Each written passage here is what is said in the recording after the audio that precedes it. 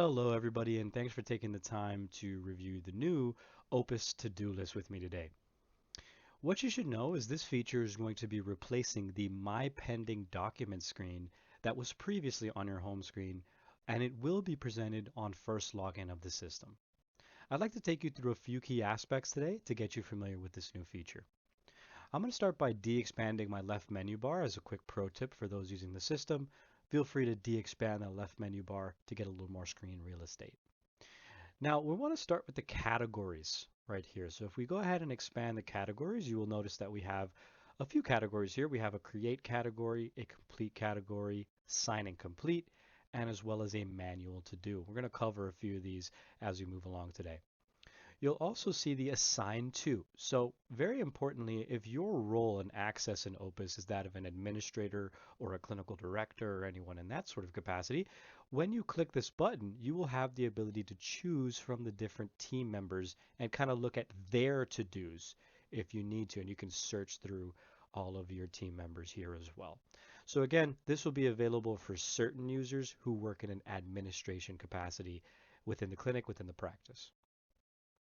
Over here, we have some more filtering options, so you can actually filter down on a per patient basis, you can filter in a date range, and you can explore that as you jump in here and use this feature. So you'll also notice on the right-hand side, we've presented the notifications that were previously in the notifications bell. That's now going to be available on the right-hand side screen, and we've introduced some more notifications that we're going to be educating you about through our release notes. Let's get into what the core functionality of the to-do list is. Its primary purpose, everybody, is to aggregate and consolidate all of the to-dos, all of those actions that need to go on in your daily life, within treatment, within your practice. We want to aggregate that and present one list so that you can simply go through everything and understand what you need to get done and when. I'd like to overview a few options for you. So I'm going to go to the categories. I'm going to deselect the all function, and I'm going to go ahead and just select create so I can look at just my create to-dos.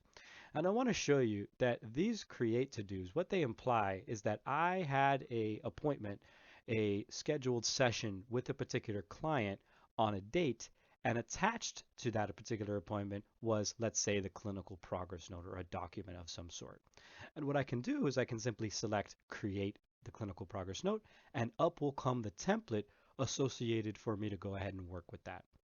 And the great thing about it is that you can simply go through this document, move it to a completed status, and you're done, right? Once you complete this, it's going to fall off of your to-do list and you will no longer have a to-do.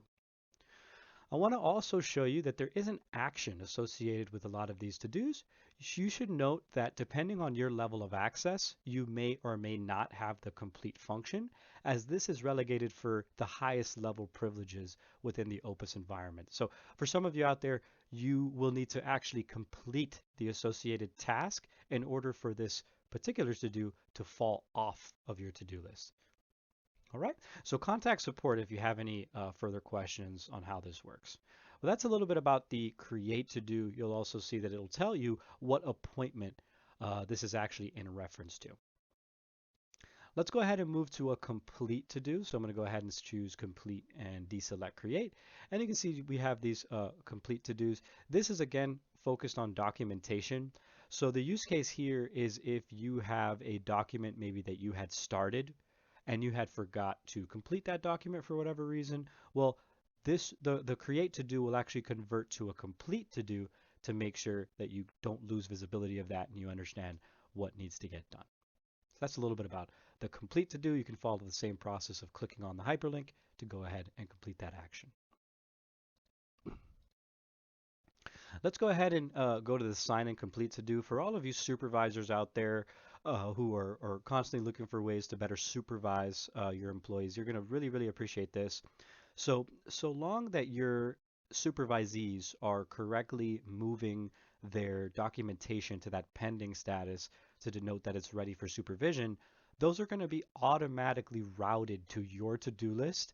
And you can essentially see that right from here, we can essentially jump in here, click on any of these sign and completes to review that particular document for one of our supervisees and follow the same process. So super easy for you to get that done as well. I'll also make mention that over on the left-hand side, you can select all of these and you can perform bulk action by selecting multiple and then choosing complete selected docs. It's going to be that easy. And the last one here is going to be your manual to do. So I'm going to go ahead and choose the all function again just to kind of generate this. You can see that you kind of come up here and select new to do. And you can actually choose a team member associated in the assigned to and write a description of what you need to get done. So I'll give you a real world example. As the new year's coming around, maybe we need to get updated consent paperwork for your clients. Right? So this might be a to-do. You use the drop-down, select those individuals you want to assign that to, hit the save button, and that's going to create a manual to-do, which you kind of see I have one up here as well. So a few other things with the to-do list. You are going to have treatment plan review reminders aggregated here, as well as a few other document-specific reminders and to-dos. I encourage you to reach out to your support team over on the Opus side if you have any other further questions. And I want to thank you for taking the time to review the to-do list with me today. Hope you have a great day. Thank you.